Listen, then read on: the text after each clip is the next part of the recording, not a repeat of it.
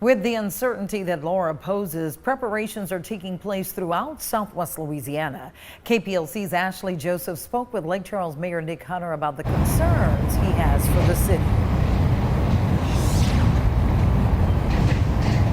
Yeah, hey Cynthia, anytime severe weather rolls through, there's always that concern for flooding. And although we don't quite know what those local impacts will look like from Marco or Laura, the mayor says the city is getting ready. The rare potential for two tropical systems in the Gulf at once has many in southwest Louisiana worried. And although it's not quite clear what effects we'll see from Laura, the mayor says if the storm does cause extensive damage, the city does have a contract, pre-approved contracts with a third-party company to come in and help with cleanup should that be needed given the current pandemic. But for now, live at your service in Lake Charles, Ashley Joseph, KPLC 7 News. All right, thanks, Ashley, for that report. And mandatory evacuations are in effect for Cameron Parish communities. That includes Johnson Bayou, Holly Beach, Cameron, Creole, Grand Chenier, and Big Lake. If you live somewhere other than these communities and you know your area is prone to flooding, you should also evacuate. And remember, as you make your plans, the Cameron Ferry is suspending service until after the storm. We'll let you know when it's back up and running. Well, school only just started again, but the storm is already closing them down. Calcasieu Parish students were scheduled to return to class today, but that has been delayed until Thursday. Cameron Parish schools are also closed until Thursday, and Jeff Davis schools will be closed all week. Beauregard and Allen Parish schools will be in session today, and Allen Parish has announced that school will be closed tomorrow through Friday. McNeese has announced they will be moving classes online. That should last through the rest of the week. And finally, for Sewella students, on-campus and clinical classes are canceled. Online and hybrid classes will continue. The school's plan is to reopen campus and resume classes Thursday. Here's a reminder: for a complete list of school and business closures, as well as updates on Marco and Laura, head over to our website, kplctv.com, or your 7 News mobile app. Our area is likely around 54 hours out from potential hurricane conditions from landfall of Laura Wednesday night. To stay or go? That's the big question many people must decide as a hurricane threatens our area. One thing we know for certain is that nothing is certain when it comes to hurricanes. For those who remain in the path of the storm, the timeline residents can expect the Calcasieu Parish Sheriff's Office out on missions like high water rescue is uncertain. Sheriff Tony Mancuso says it depends on multiple variables. We can expect strong winds in the evening hours of Wednesday into early Thursday morning, and to last about a 6 to 8 hour period. So, you know, that's why I said dusk to dawn Wednesday through Thursday. I think that's the window right there. And then we'll decide how long we leave that based on whether we get power restored quickly or whether it's going to be a couple days, a week. But it's not safe when we have no power for people to be on the roads just going freely. Well, people need to stay tuned closely because this is an evolving situation. The next Calcasieu emergency briefing is expected to be tomorrow morning.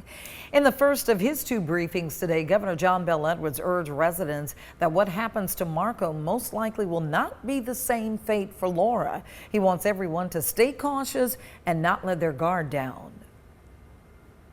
And what we don't want people to believe is that because the forecast changed for Marco and because it weakened and so forth and became very small, that's an indication of what's going to happen to Laura. Because as we speak, there is nothing between Cuba and Lake Charles that would inhibit the formation of that storm and its continued organization and strengthening. The governor also said that congregate sheltering will be a last resort due to the COVID-19 pandemic. We'll carry the governor's next briefing scheduled for 6 p.m. live on air and online at kplctv.com. As Southwest Louisiana prepares for the upcoming storm, hospitals are preparing for the inevitable patient surge after the storm amidst a pandemic.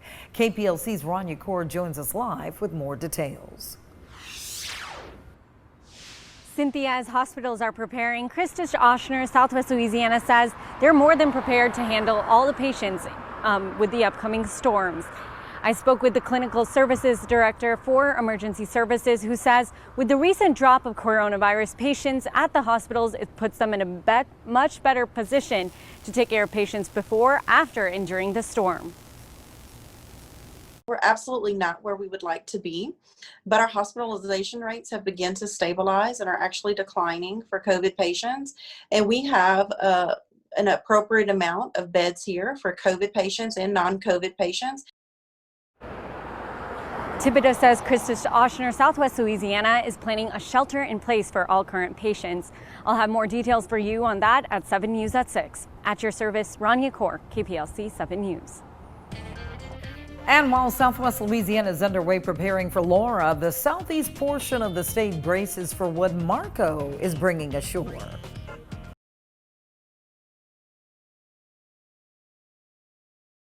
Sponsored by Lake Charles Memorial Health System, covering the news for Southwest Louisiana. This is 7 News live at 5.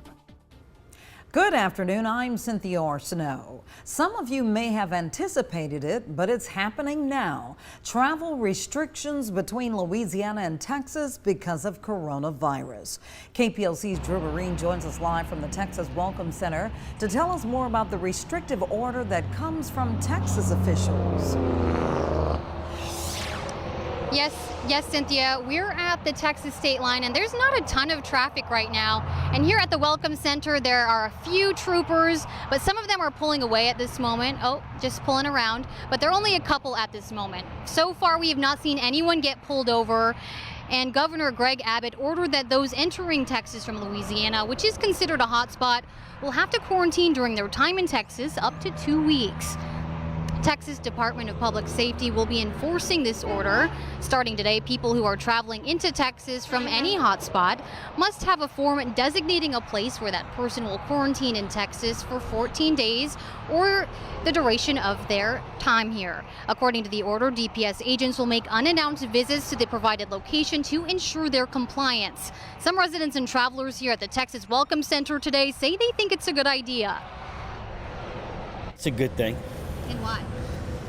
Well, just in case, I mean, we don't know if we have the virus unless you go get checked, right? So if you don't know, it's just safe. This virus is spreading at an exponential rate. So, I mean, got to put a stop to it somehow. Governor Abbott's order does not apply to military service, emergency response, or critical infrastructure functions. Those who violate the quarantine can face a fine of up to $1,000, 6 months in jail, or both. Now, we've gotten a lot of questions about this order. We've reached out to Texas DPS and are awaiting those answers. Live at the Texas state line, Drew Marine, KPLC 7 News.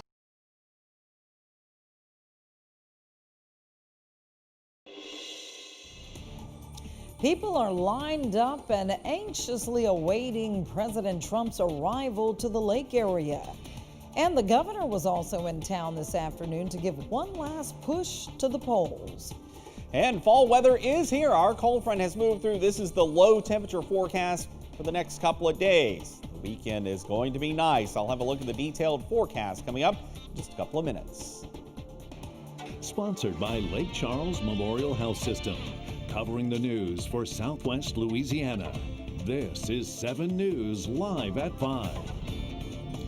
Good afternoon, I'm Cynthia Arsenault. This is a big day in Southwest Louisiana. There's nothing like a visit from the President of the United States to drum up excitement.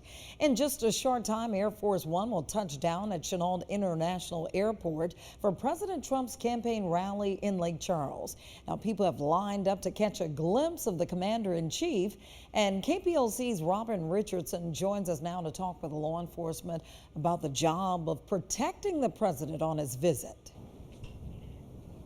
Hey, Cynthia. Yeah, people are super excited here, and several law enforcement agencies are here protecting us, making sure the building is secure. We're here at Millionaire, live at Chennault, and I'm here with Captain Robert Manuel with the Calcasieu Parish Sheriff's Office. Tell us all the preparation that's been done ahead of President Trump's visit. Well, whenever we got word that he was coming, we were pretty much prepared from the last visit that we had. I believe it was in May, and we've just pretty much duplicated that process by making this a secure environment for when he does come.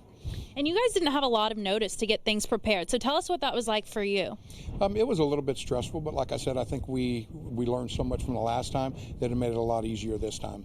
So when you do something like this, how long are you guys working every day to try and get things lined up for the president's visit? Well, it kind of all depends. We have a lot of help. We have a lot of personnel, so we just all seem to work together for the same goal. So it's just sometimes we're a little late night, and then sometimes we're out a little early. Today's definitely going to be a long day. All right, thank you. And what's really cool is that the World Series champions from River Ridge, Louisiana are actually on the plane with President Trump. He's coming in. We'll hopefully see them get off the plane with him, so that's pretty exciting. We'll be tracking all evening with you live here at Chenault. You guys stay in touch. Look at our Twitters, look at our KPLC Facebook pages. We'll be tracking everything for you guys. We'll send it back to you, Cynthia. All right, thanks, Robin. Now, after the president leaves Chenault, he'll be traveling by motorcade to the Civic Center, where there are big crowds waiting there as well for the rally. And that's where KPLC's Ashley Joseph joins us now. Cover him with your wings, so there is no Yeah, guys, all those people who were once outside the Civic Center are have slowly made their way inside the building, and I'll try to keep it brief because they are in the midst of a prayer right now. Their services are just kicking off right now. But just to give you guys a little bit of insight, we've been out here all day. We've talked to people who have traveled to Lake Charles as far as Florida, as far as North Carolina, and we spoke to them about some of the key issues that they are hoping that the president addresses during his rally tonight. And we were able to speak to one gentleman by the name of Derek January, who has worked in the oil industry for over 30 years. And here was one issue that he's hoping that the president addresses tonight. He's against the oil field, pushing all kind of taxes on the oil field, lawsuits, and they all moving away from here. I've been through about 5 or 6 major layoffs, and I've been lucky so far, but a lot of my friends haven't been. About the president, they never pass on anything negative. Yeah, guys, so just so you'll have an idea of just how many people have showed up for tonight's rally, the Civic Center seats roughly over 7,000 individuals, and right now there are still some seats that need to be filled, but I'm pretty sure that they will be able to reach that number before the president speaks at 7 o'clock. But we will continue to bring you live coverage coming up at 6 o'clock during our 6 o'clock half hour live here at the Civic Center. At your service, Ashley Joseph, KPLC 7 News. Okay, thanks, Ashley. And I tell you, those tickets to attend the rally tonight, they were a hot commodity. And if you haven't gotten them already, it's probably too late by now. You have to go online to donaldjtrump.com to get your ticket. And even then, when you got your ticket, if you have a ticket, it doesn't guarantee that you'll get in, because Ashley just told you there's a limit as to how many people can be seated in the Lake Charles Civic Center. According to organizers, it's going to be on a first-come, first-served basis, so you had to get there really early, and that they did. As you saw, those lines were wrapping all around the building of the Lake Charles Civic Center. Also, security will be tight. There's a long list of items that you cannot bring into the Lake Charles Civic Center. You can find that list on our website at kplctv.com. And be sure to tune in to our live coverage of the president's visit to Southwest Louisiana. We're going to begin at 6 p.m. right here on KPLC. We're going to watch him land. We're going to watch the motorcade. You can watch that GOP rally also hosted by the president. You can watch it live beginning at 7 p.m. on KPLCTV.com. And then let's not forget, in the frenzy of a presidential visit, what this is all about. It's because of our election coming up tomorrow. Governor John Bel Edwards is here in the Lake area also making an appearance, and he visited the campus of Sewella. KPLC's Olivia Vidal is there now with a recap of his visit. Olivia, did the governor mention anything about the president coming to the area? Hey, Cynthia. Yeah, the governor was excited to be here in Southwest Louisiana, and especially here at Sewella. He, of course, welcomed President Donald Trump to the lake area, but it was what he had to say about Sewella that was especially interesting. Right here in Southwest Louisiana, this community college is making a big impact on job growth across the state. You've seen the headlines. Sewella's enrollment numbers are up this year, especially this year with record numbers. The governor said the training and education that students receive here at Sewella is just very attractive to businesses here coming into the state, especially if we can bring more diversity to the workforce. He says this would mean by bringing more high-tech businesses to the state. He says if elected a second term, he wants to continue working on workforce development and making sure students are equipped with the skills they need for quality jobs here in Louisiana. You're not going to be able to keep big businesses from investing in Louisiana because we have every other advantage there is, which is why we were precisely on the wrong road, headed in the wrong direction under my predecessor, when for 8 years we cut higher education more than any other state in the nation. We turned that around in my very first year, and it is yielding big dividends to us, and we're going to keep doing that going forward. Governor Edwards referred to a master plan moving forward, stating by year 2030, he would like to see 60% of the workforce to have a post-high school credential or a degree, which he says will transform the economy. Now, coming up at 6, hear what he had to say about the president's visit to the lake area and if it'll have an impact on tomorrow's election. At your service, Olivia Vidal, KPLC 7 News.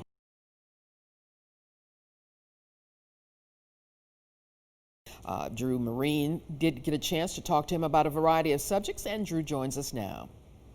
Thanks, Agnes. Today, President Trump made remarks addressing the situation in northern Syria, and I spoke with Senator Bill Cassidy, who says he didn't support the withdrawal of troops from the region. We have very few troops there, but the few troops we had made a huge difference, and I disagree with pulling those troops out. I'm not at all for endless wars, and I'm not for having our young men and women in harm's way. But it does seem as if we have reached some sort of steady state, and our troops there provided stability to a situation which has been very unstable. Cassidy addressing lots of topics today, from the impeachment inquiry to coastal erosion. To hear more from Cassidy, you can go to our website, kplctv.com. At your service, Drew Marine, KPLC 7 News. Happening now in Cameron, the Rockefeller Wildlife Refuge is celebrating 100 years of conservation efforts in the community. And that's where we find KPLC's Ashley Joseph with an inside look at today's event. Hey Agnes, the Rockefeller Wildlife Refuge is known as the crown jewel of the Louisiana Department of Wildlife and Fisheries. Established in 1919, today it's celebrating 100 years of service, not only to the Southwest Louisiana community, but to the state as a whole. Since Hurricane Rita and the aftermath that it left behind on parts of the state, especially in Cameron Parish, officials here at the refuge are making it a point to let state and federal officials know how important the resources are in this area. Recently acquiring funding to address the coastal erosion issue plaguing the Louisiana shoreline. Tonight on 7 News, I'll have more on the refuge's 100-year milestone and the steps they're taking to better care for the Gulf States wildlife for years to come. At your service in Cameron Parish, Ashley Joseph, KPLC 7 News. Thanks a lot to you, Ashley. And there you can see it was a beautiful day out there as she's out in the refuge. Meteorologist Gabrielle Espinoza is here with our first alert forecast, and a beautiful day, Gabby. Definitely. If you didn't notice, Ashley. Because we won't pay their mothers what we pay men when they go to work and do the same job. That doesn't happen wrong. in the industry. It doesn't happen in my industry. It industry. happens in the state of Louisiana. You're not running to be governor of your industry. Because I don't quit. That's one of just several heated moments at last night's governor's debate. Governor John Bel Edwards and Eddie Rispone faced off before the November 16th runoff. Both candidates answered questions on taxes, Medicare, and other issues in Louisiana. And the candidates also asked each other about their past work. And that's what the liberals do. They want to turn this, they want to do away with our economy. They want to do away with free enterprise. They want to have socialism. You're talking about some generic Democrat that's in your mind. The fact is you're not talking about me. I am squarely in the middle of the political spectrum. This was the final time the candidates will go head-to-head before the runoff. Early voting starts this Saturday. And a new poll on the runoff by Edgewater Research says it's too close to call after polling 700 voters. Their numbers had Governor Edwards with a narrow advantage over Eddie Rispone, 50% to 46%. But 3% of voters were still undecided, and the poll has a margin of error of 3.5%. And President Trump is planning on making a return to the Bayou State to support Eddie Rispone. President Trump announced he'll travel to Monroe next Wednesday for a rally. And remember, like his visit to Lake Charles, tickets are available online, but that does not secure you a seat inside. It will be first come, first serve. A 20-year-old Lake Charles man is arrested after allegedly threatening a LaGrange High School student. A Calcasieu Parish Sheriff's Office school resource officer at the school was made aware yesterday that Christopher Thomas had reportedly threatened a student that he would show up to the school for them with a gun. Thomas was found a short time later that day and is booked into the Calcasieu Correctional Center under charges of terrorizing and simple assault. Louisiana U.S. Representative Mike Johnson has announced the U.S. Army will be investing over $26 million into Fort Polk. The money will be used towards barrack renovations and replacements to critical infrastructure. Representative Johnson touts this as a win for Fort Polk and says he's grateful for the Army installing top-of-the-line facilities as a display of gratitude for the soldiers' sacrifice and service to our country. Louisiana Senator Cleo Fields has filed a number of bills for the upcoming legislative session that would mandate stricter requirements for chemical industries across the state. The move comes in response to last month's fire at the ExxonMobil refinery in North Baton Rouge. One of the bills he's proposing requires industries to notify the government within 15 minutes of an emergency. Another would require air monitoring systems to be placed on site in some facilities. The Louisiana legislative session convenes on Monday. The U.S. Supreme Court is currently hearing arguments regarding a major abortion case. The case is a Louisiana law that requires doctors performing abortions to obtain privileges from a nearby hospital. A similar law in Texas resulted in half of the state's abortion clinics closing. The debates began at 10 this morning.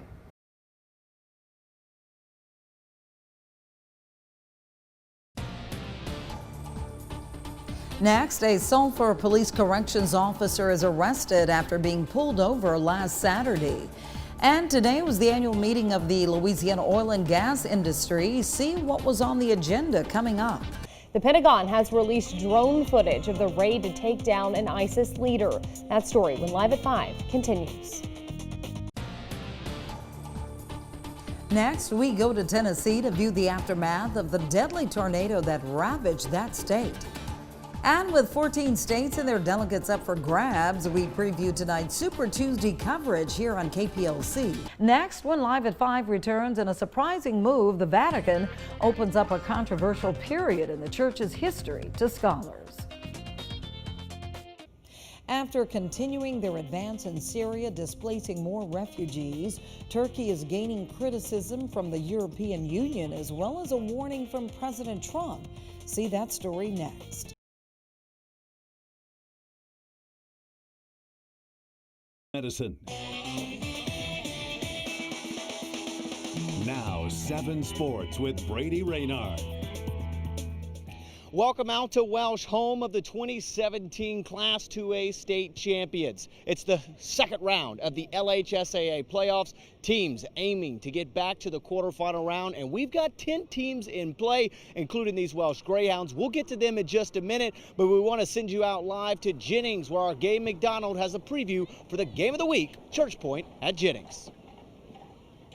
Thanks, Brady. Like the late John Witherspoon said on Friday, you live to fight another day. And after pulling off quite the upset last week against Carroll, Jennings find themselves back in the second round. Now, waiting on the other side is a familiar foe in Church Point. The Bears make their money on the ground and feature one of the top backs in the state in Rodney Dupuis, who has rushed for over 5,400 yards in his high school career. The Dogs, too, do much of the same, with sophomore Trevor Achan leading the way after finding the end zone 3 times in Jennings' first round win.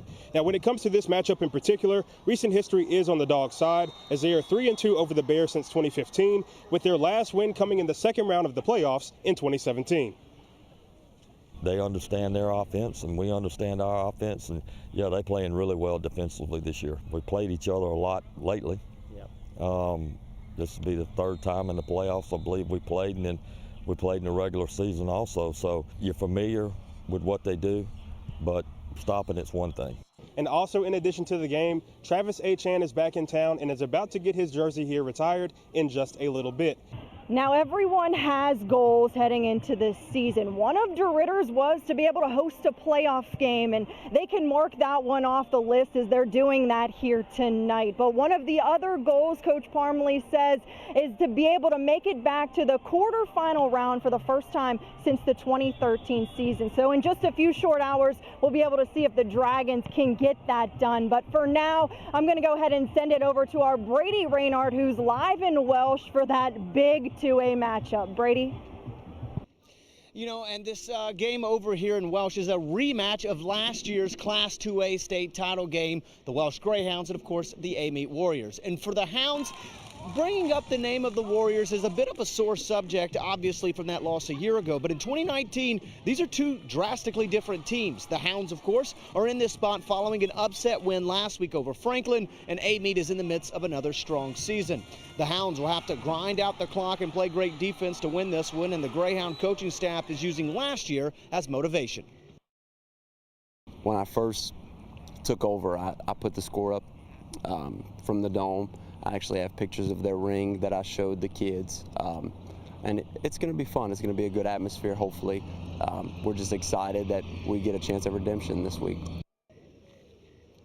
In addition to those games, here's the full slate tonight. Leesville and Kinder also at home, while the rest of our coverage teams all on the road. You can catch the highlights of those games coming up tonight on Touchdown Live and TDL Overtime, of course, every night at 11 o'clock.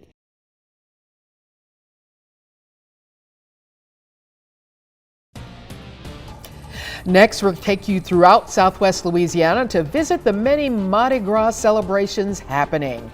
And we talk with law enforcement as they tell us the safety measures in place for today's parades. And a brilliant day after clouds moved out over the past few hours as the sun returns. Find out what that will do to our temperatures and how that will stack up for that parade forecast. I'll have a look at it coming up. Sponsored by Lake Charles Memorial Health System. Covering the news for Southwest Louisiana. This is 7 News at Noon. Good afternoon and happy Mardi Gras, everyone. I'm Agnes Durwan. Lots going on all around our area, and it is happening everywhere, all sorts of things. And to get into it, we have one event that's taking place right now in famous Iowa Chicken Run. We bring you live coverage from KPLC's Robin Richardson, who's in Iowa. And Robin, what's it looking like out there? Happy Mardi Gras, you guys. Are you guys excited?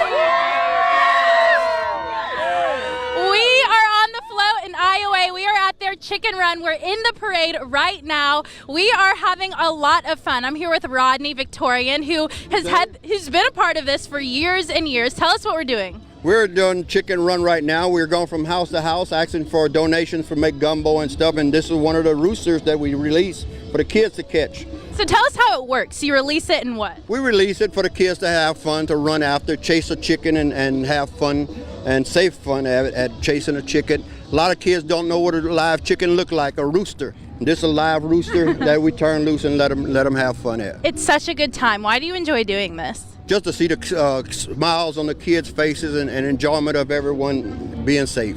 Do you guys enjoy Mardi Gras? Yeah! Why do you love doing it? Why do you guys love Mardi Gras? The music? Okay, we're gonna play some music then. Let's play that music.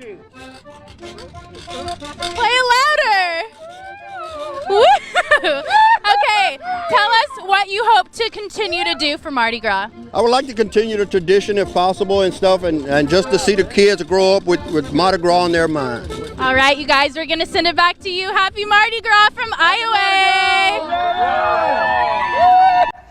And happy Mardi Gras to the folks out there. Festivities are also getting underway right here in Lake Charles, and that's where we find KPLC's Ashley Joseph in a family-friendly area along the parade route. Ashley? Hey Agnes, yes, we are out here on Ryan Street at the Zone, which is an annual tradition during Mardi Gras put on by parish officials. I'm here standing by with some of the parish officials here with me, a lot of them actually. Turned out we have some great weather for the Mardi Gras festivities today. And standing by me is Bill Summers. Bill, tell me a little bit about the importance of the Zone. How long has this been a tradition here for Lake Charles Mardi Gras? And what can people expect when they come out here today? Well, actually, this is our 13th year. Parish officials, always graciously allow us to come out here and do this. this is for the kids and the families to come out here on a safe zone where a lot of the adult things that go on during Mardi Gras, a lot of the kids and families shouldn't be out there with. This is right on the parade route, safe zone out here. Sheriff's office doing security out there. We've got fun jumps, hot dogs, Coca-Cola products, Bayou games, you name it is out here for kids and families to come out of here in a safe area to be able to enjoy Mardi Gras on this beautiful God-given day. Most definitely, and it's all free, as you guys mentioned Everything before. is free. Everything is free, and that's always a good thing, right? When it's free is best sometimes. And also making sure that we have the perfect weather. But also, Mr. Guillory, you're the president of the police jury. Also, congratulations to you. But kind of talking about, just kind of echoing what Bill said about just the importance and making sure the kids have a safe space. Yeah, this is a great place to be every year. Like I say, 13 years, and this has been alcohol-free and tobacco-free. We have the fire truck coming also. I think they're here on the way. Fire truck that the kids love to get on. Cokes, hot dogs. It is just a good time out here. We're telling everybody, please come on out here. This is a great place to be. No other place to be but right here. I got Eddie here, Miss Roger, Miss Ashley, Anthony, and that other young man. Most definitely. Everybody turned out today. It's perfect weather. If you guys haven't gotten out here, you still have plenty of time. The kids zone or the zone will be open from noon until 4. And so if you have some time, get on out here. Back to you. Come on out. They're saying come on out, and it should be a beautiful day for a parade. We have meteorologist Ben Terry is here with our first alert, Mardi Gras les éléments rouillés forecast. That's right, Agnes, and it's getting to be a perfect noon hour. In fact, looking over from our downtown Skycam, we can see some of the crew members setting up on the floats. Of course, these getting ready for the big Crew of Crews parade at 5 o'clock roll time. You can see the Crew du Lapin Martel. They're setting up their floats, getting some of the beads on there. You can see how bright the sun is. This is looking out over toward the Civic Center parking lot area. 60 degrees downtown, 62 is where we stand with that temperature at the airport. East to northeast winds at 8, and it has sharply cut the dew point down to 50, so the air is certainly a very comfortable. Humidity values will continue to be dropping on through the afternoon, and that's going to send temperatures up a little more as we head our way toward the afternoon hours. Your 2 o'clock temperature, 69, will be up to about 70 degrees at 4 o'clock, just right for those parades set to roll there later this afternoon. What are we tracking? Well, a blustery Wednesday and even the possibility of a frost and freeze later this week. We'll take a full look at all that coming up in the forecast for you in just a few minutes. Agnes? All right, thanks a lot to you, Ben. Carc of Lake Charles started its Mardi Gras celebrations with the second annual parade this morning. Spectators sported their purple, gold, and green attire as floats rolled through the facility. Dale Bennett says it's important for the clients to get a taste of Mardi Gras fun. A lot of them is handicapped, they can't get out. So this is the only parade they get to go to. I love my clients, I love my job, and this is what I look forward to every year. Carc will continue its Mardi Gras festivities with Zydeco music along with Boudin and King Cake to follow later this afternoon. Well, the deadly accidents in New Orleans are still fresh in the minds of Southwest Louisiana parade goers, so safety is a top priority this Mardi Gras for law enforcement. We spoke to Calcasieu Parish Sheriff Tony Mancuso to see how they are ramping up safety efforts at this afternoon's Crew of Crews parade. You guys are going to be throughout the parade route, but not just in uniform. You're actually going to be in the crowds. That's right. We have some undercover agents that'll be working throughout the parade route. Those are looking for drugs and drug usage, and then also vehicle crimes. Making sure nobody's breaking into vehicles while they're at. We'll have all of our assets. We have cameras along the parade route. We'll have our plane up in the air that can pretty much see everything, whether it be daytime or nighttime. So, we're prepared for this. We just need the public to do their part. They need to be vigilant and, watch their alcohol consumption, have a good time, but be mindful of that and just be careful. Sheriff Mancuso says if you need assistance, the Calcasieu Parish Sheriff's Office has set up several command centers located on the corner of 18th Street and Ryan Street near Church's Chicken on Ryan and in the Albertson parking lot. Mardi Gras events still to happen today in conjunction with Seven Slot Society. Jeep lovers unite to roll down Ryan Street in this Jammin' Jeep parade at 2 p.m. And more than 100 floats will be rolling in the Crew of Crews parade today at 5 p.m. The route will start at Borderlac Drive. For more information on other events, routes, and times, you can head over to our website at kplctv.com or check your 7 News mobile app.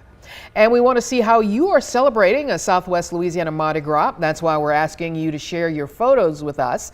All you have to do is log on to kplctv.com or your mobile app and click on the Mardi Gras tab. And don't forget, garbage pickup is rescheduled for today. The City of Lake Charles and the Department of Public Works will be closed to celebrate the Mardi Gras holiday. Trash pickups for today, Tuesday, will be set up for tomorrow. All recycling stations will also be closed, reopening tomorrow as well. Well, when 7 News at Noon returns, we head to the epicenter of Mardi Gras celebrations as the Big Easy prepares to party.